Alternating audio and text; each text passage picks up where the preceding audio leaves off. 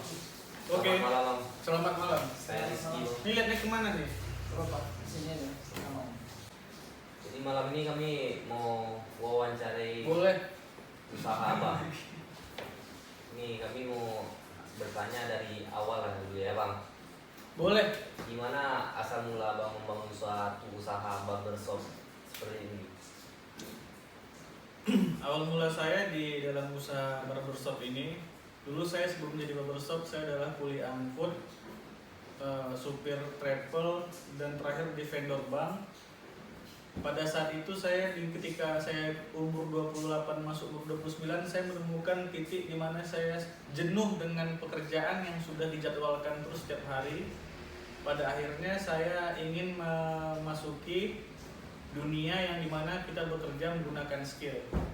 Jadi tidak bekerja menggunakan otak aja, tapi kita menggunakan otak, tangan, komunikasi, verbal dan non-verbal terhadap customer kita, formal dan informal, itu menciptakan suasana baru yang membuat kita menjadi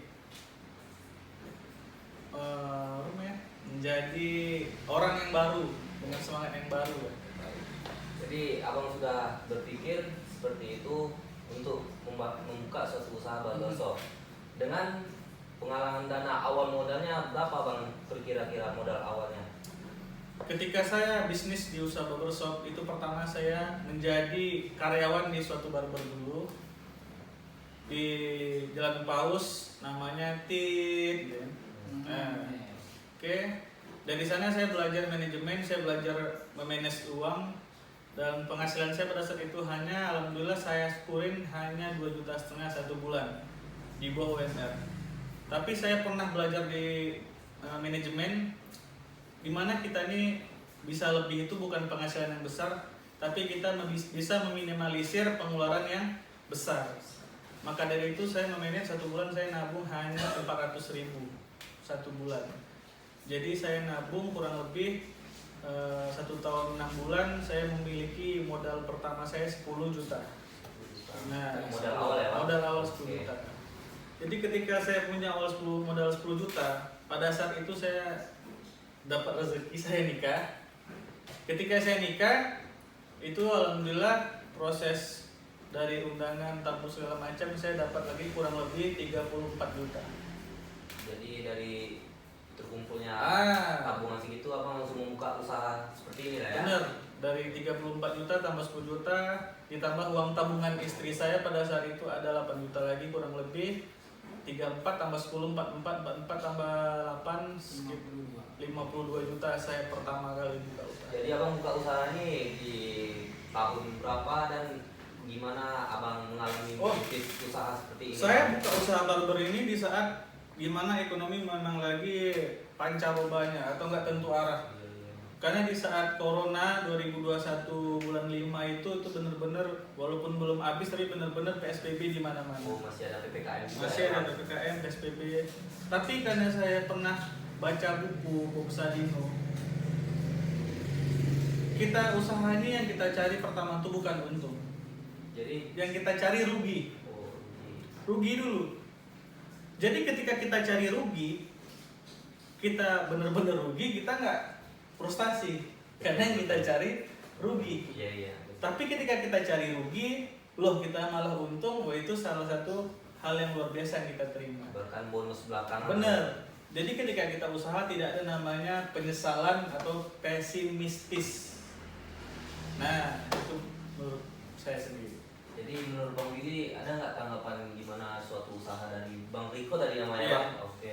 Berarti Abang udah buka sejak 2021 ya, Bang? 2021 bulan 5 tapi openingnya bulan 6. Oh, Berarti sekarang kurang lebih 2 tahun 5 bulan. 2 tahun 5 bulan. Itu kira-kira sampai sekarang lah ya, sekarang. Omset sekarang Abang itu berapa kira-kira? Omset saya per hari, kalau kita ngomongin omset kan gimana ya, agak Per bulan deh, per bulan, ya. per bulan. Kasarnya aja deh. Omset sekarang atau dulu nih? Sekarang. Sekarang omset per bulan saya nggak usah muluk ya. Kalau kita mau di usaha barber, kita nyari kaya itu benar-benar susah. Kenapa? Karena di saat kita usaha barber, dalam waktu treatment 1 jam itu kurang lebih kita hanya bisa mencukur atau melayani satu customer. Jadi ketika kita bisnis barber, semaksimal kita memaksimalkan waktu itu paling 50 menit atau 40 menit. Jadi kalau kita satu hari ada jam kerja kita 10 atau 12 jam, paling kita nyukur 12 atau 10 orang. Nah, jadi 10 orang mau kita buat satu hari kita nyukur 20 orang itu nggak akan bisa. Nah, jadi ketika saya di bisnis barber yang omset saya pertama itu sangat-sangat kecil. Ini waktu omset saya pertama ya. Pertama ya. Waktu Nah, awal buka jadi kan ya. detail kan. Oke.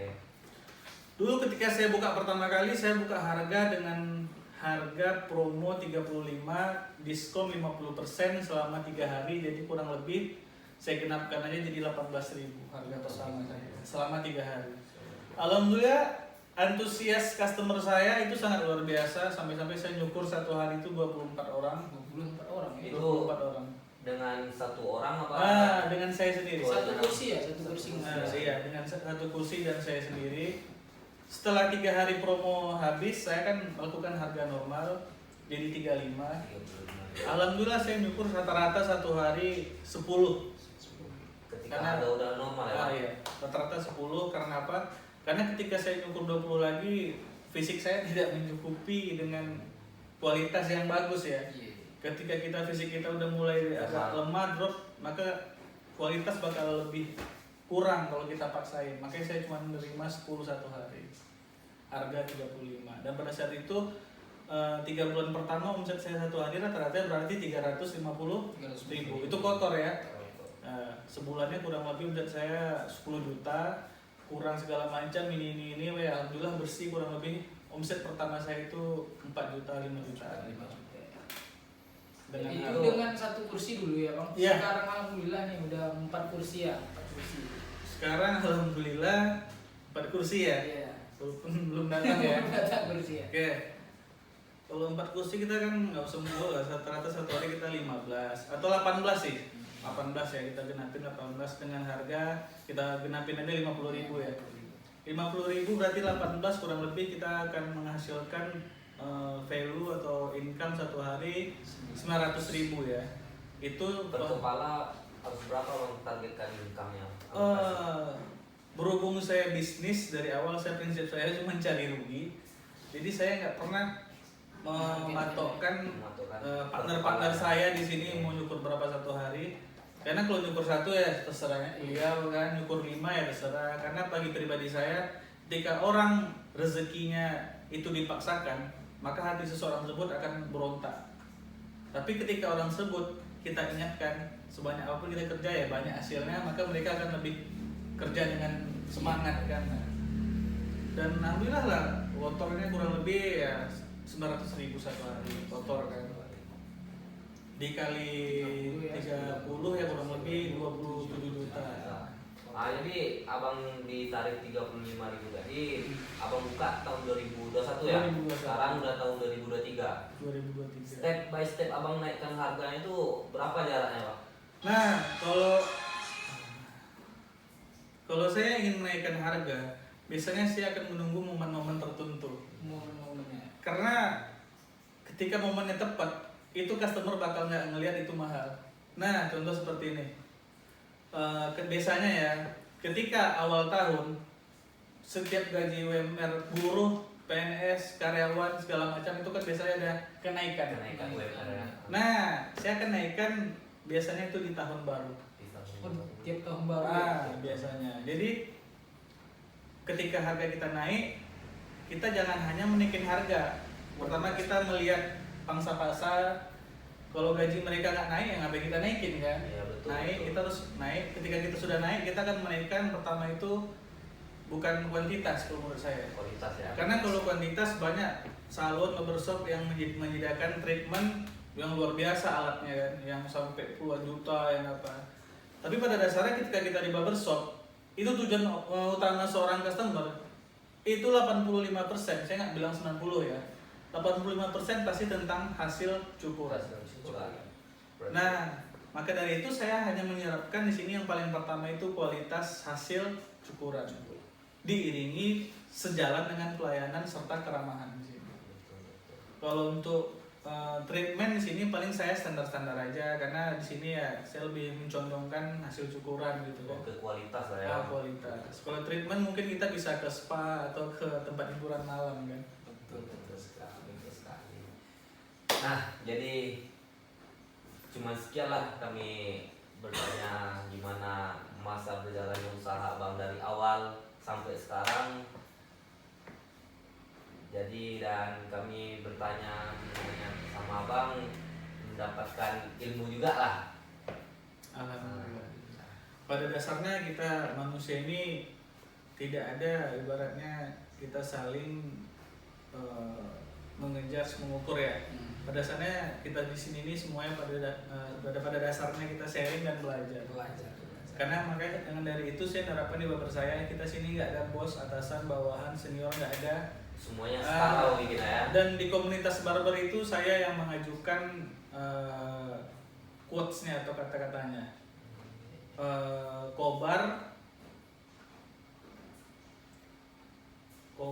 apa namanya? Kobar Persatuan Komunitas Barber Riau sekitar sama lupa bentar. Oh, berarti udah mendirikan suatu Komunitas juga saya ya. salah satu ya. Dan di komunitas tersebut saya menekankan terhadap para teman-teman di komunitas itu namanya satu baris namanya Persatuan Barber Riau sekitar. Jadi satu baris ini ibaratnya kita di dunia barber ini nggak ada yang di depan, nggak ada yang di belakang, kita setara dan kita ngerangkul. Jadi pada dasarnya tidak ada yang benar-benar senior segala macam di dunia barber ya. Kecuali kita di dunia instansi pemerintah, di kepolisian, itu udah pangkat. Kalau kita di seniman itu abstrak, tidak ada penilaian khusus dan kita hanya ngerangkul teman-teman biar sama-sama berkembang. Oke, bagus. Baik Abang, sekian ya Bang. Thank you Bang. Oke. Siap. Oke. Sekian wawancara dari kami, saya Willy Mardani. Dan saya Rizky Junaidi. Apabila ada salah kata, kami mohon maaf. Wabillahi taufiq wal hidayah. Wassalamualaikum warahmatullahi wabarakatuh.